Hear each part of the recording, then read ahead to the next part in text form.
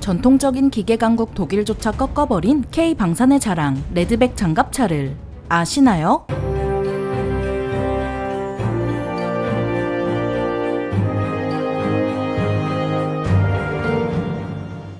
안녕하세요. 지식 스토리입니다. 이번에는 국뽕이 차오르는 우리나라의 붉은 독거미 레드백 장갑차에 대해 알아볼 텐데요. 먼저 레드백이란 이름은 호주의 유명한 독거미인 붉은배 과부거미에서 따왔습니다. 이름부터 호주 시장을 노린 레드백의 원본은 국군에서 2009년부터 도입한 K21 장갑차인데요. 그렇다면 국산 장갑차는 어쩌다 호주까지 가게 된 걸까요? 그건 바로 호주군의 장갑차가 낡았기 때문이었습니다. 1960년에 미제 장갑차인 M113을 대량 도입한 호주는 이게 마음에 쏙 든 나머지 박격포도 올리고 포탑도 다는 등 우려먹을 대로 우려먹었습니다. 무기가 한두 푼도 아니고 최대한 오래 쓰는 게 좋지만 문제는 그 정도가 과했다는 건데요. 호주는 60년도에 도입한 M113을 80년대에 개량해서 2010년까지 쓰는 모습을 보여주면서 노인학대의 끝을 보여줬습니다. 그러니까 한 번 개량하고 무려 40년이나 썼다는 건데요. 호주도 이건 좀 아니다 싶었는지 90년도에 라브 25 장갑차를 도입하기도 했지만 이것도 30년이나 된 만큼 우려먹었기 때문에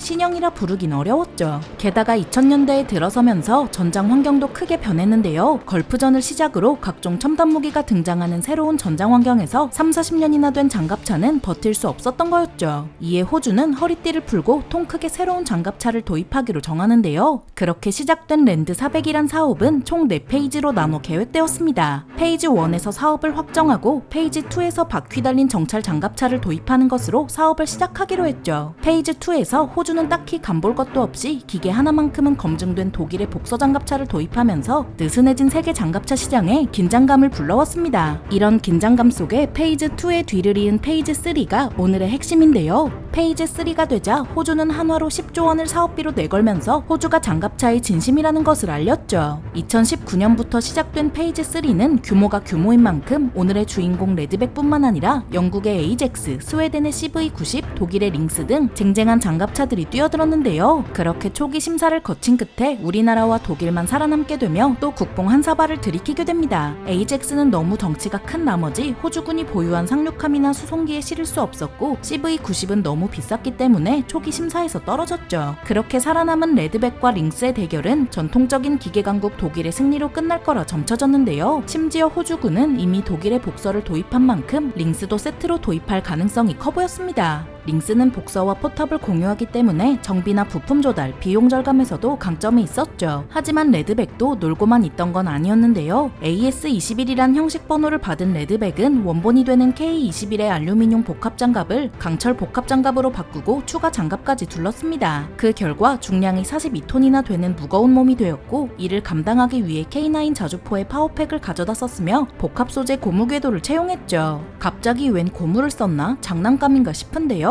하지만 이 고무 궤도는 업계 1인자의 제품으로 철 궤도에 비해 50%나 가벼우면서도 하중은 그대로 받아낼 수 있는 아주 좋은 녀석입니다. 그뿐만이 아니라 주행 시 진동은 최대 70%까지 줄어들고 덩달아 소음도 현저히 줄어들었는데요. 또한 암내장식 유기입 현수 장치를 사용하고 특수 설계된 폭발 충격 완화 장치를 추가로 장착했죠. 특히 ISU는 기동성 향상에도 큰 도움이 되는데요. 차량의 무게를 가볍게 해줄 뿐만 아니라 지면 상태에 따라 능동적으로 충격을 흡수해서 승차감을 향상해줍니다. 그러니까 장갑차계의 리무진이라는 거죠. 게다가 포탑도 K21의 것을 그대로 쓰지 않고 이스라엘과 호주가 개발한 T2000이란 모델을 썼는데요. 기존의 K21의 포탑으로는 호주군이 요구하는 것들을 우겨넣을 수 없기 때문에 포탑도 화끈하게 바꿔버린 것이었습니다. 하지만 이 정도로 독일을 이기려 들진 않겠죠? 레드백에 탑재된 30mm 구경의 주포는 나중에 35mm나 50mm로 업그레이드할 수 있으며 거기에 기관총과 스파이크 대전차 미사일도 탑재했습니다. 이스라엘에서 개발한 스파이크 대전차 미사일은 전 세계에서 27,000발 이상 판매된 베스트셀러로 그만큼 다양한 파생형 또한 존재하는데요. 이중 레드백에 달린 스파이크 미사일은 기존 장거리 모델의 개량판으로 관통력은 30% 이상 향상되었으며 사거리도 35%가량 늘어났습니다. 또 이스라엘에서 개발한 카메라 기술인 아이언 비전과 능동 방어 기술인 아이언 피스트까지 도입했는데요. 특히 아이언 비전은 차량 내부에서 특수 헬멧을 쓰면 고글 화면을 통해 장갑차 외부 전 방향을 감시할 수 있는 마치 공상과학에서 튀어나온 것 같은 녀석입니다. 그리고 아이언 피스트는 대전차 미사일 등의 무기를 막기 위해 장갑차나 전차에 탑재되는 첨단 방어 기술인데요. 이걸 위해서 레드백은 장갑차인데도 불구하고 전투기에나 달리는 첨단 레이더까지 달려 있습니다. 이 레이더를 이용해 전투기처럼 미사일을 탐지해서 요격해야 하기 때문이죠. 이미 좋다는 건 다 때려박았는데 아직도 끝난 게 아닙니다. 호주에서 개발한 솔라 시그마 쉴드라는 위장막을 두르면 열상 장비에 탐지되지 않을 뿐더러 열추적 미사일까지 피할 수 있는데요. 이렇게 보면 레드백은 그야말로 궁극의 장갑차라는 표현이 아깝지 않은 수준입니다. 제품 카탈로그만 엄청난 것일 수도 있으니 궁극의 장갑차 레드백은 경쟁 상대인 링스와 함께 시제품 세대를 호주로 보내 성능 테스트를 받았고 여기서 당당히 선정되는 놀라움을 보여준 것이었죠. 그렇다면 이런 레드백이 얼마나 좋은지 재원을 살펴보도록 하겠습니다. 레드백은 전장 7.7m에 전폭 3.6m, 전고 3.7m이며 중량은 42톤에 탑승 인원은 승무원 3명에 보병 8명이고 무장으로는 30mm 기관포, 스파이크 대전차 미사일, 7.62mm 기관총, 12.7mm 기관총 등이 있습니다. 그렇다면 레드백과 경쟁할 링스의 재원은 어떨까요? 한번 비교해보도록 하겠습니다. 링스의 중량은 44톤으로 레드백보다 2톤 더 나가는데요. 하지만 그만큼 엔진 힘은 좋아서 레드백보다 140마력을 더 냅니다. 또 승무원 포함 12명이나 탈 수 있어 레드백보다 1명 더 탈 수 있는데요. 하지만 50mm 기관포까지 업그레이드 할 수 있는 레드백과 달리 링스는 45에서 50mm 기관포로 업그레이드 할 수 없습니다. 거기에 레드백이 항속거리도 링스보다 20km 더 긴데요. 정리하자면 링스가 힘도 좋고 더 많이 태울 수 있지만 레드백보다 호환성과 지구력이 떨어지는 거죠. 그리고 무장은 엇비슷해서 화력이 우위는 아니라 낙관하기는 어려웠습니다. 2021년 1월에 호주군에게 넘어간 레드백 세대는 현지에서 최종 시험 평가를 마치고 그중 한 대가 1년 만에 국내로 귀환했는데요. 한 대만 돌아온 이유는 나머지 2대는 호주에 남아 자체 내구성 시험과 국제사업 확대를 목적으로 사용될 예정이었기 때문입니다. 그리고 국내로 귀환한 레드백 한 대는 2022년 4월 5월에 11사단 기갑 수색대대에서 시범 운용에 들어갔는데요. 이 기간에 기동성, 편의성, 전술 운용 등을 살펴봤죠. 여기서 레드백의 압도적인 기동성과 운용 성능을 본 방위사업청은 신속 연구개발 사업을 검토했는데요. 여기서 나온 신속 연구개발 사업은 최첨단 무기체계를 조기에 도입하고 운용하기 위한 제도로 무기체계가 실전 배치되는데 걸리는 시간을 상당히 줄일 수 있습니다. 하긴 우리나라에서 만들었는데 우리나라에서 안 쓰면 매우 아쉽죠. 게다가 호주에서 다양한 시험평가를 거친 레드백은 생각보다 더 엄청났기 때문에 미국과 유럽의 눈길까지 끌 수밖에 없었는데요. 레드백의 개발사인 한화 디펜스는 미국이 진행하는 OMFV 사업의 핵심 협력업체로 참여해 레드백을 기반으로 한 장갑차를 설계하고 있죠. 여기서 나온 OMFV 사업은 선택적 유인 전투차량 사업이란 뜻으로 기존의 브래들리 장갑차를 교체하기 위한 프로젝트인데요. 브래들리도 1980년부터 양산되어 지금까지 쓰인 만큼 바꿀 때가 되긴 했네요. 거기에 우크라이나 전쟁으로 국방에 관한 관심이 높아진 만큼 유럽에서도 새로운 장갑차 후보로 레드백을 눈여겨보고 있습니다. 미국과 유럽에서도 눈여겨봤던 덕분일까요? 시험평가까지 마친 레드백과 링스 중 레드백이 전통적인 기계강국 독일을 꺾고 당당하게 우선 협상 대상자의 자리에 올랐는데요. 링스가 가격은 더 낮았지만 성능면에서 레드백이 더 우수한 평가를 받았습니다. 최종 계약이 체결되면 호주군은 2027년 하반기부터 레드백 129대를 순차적으로 배치할 예정인데요. 그리고 호주 빅토리아주 질롱시에 건설 중인 H-ACE 공장에서 레드백이 생산될 예정이죠.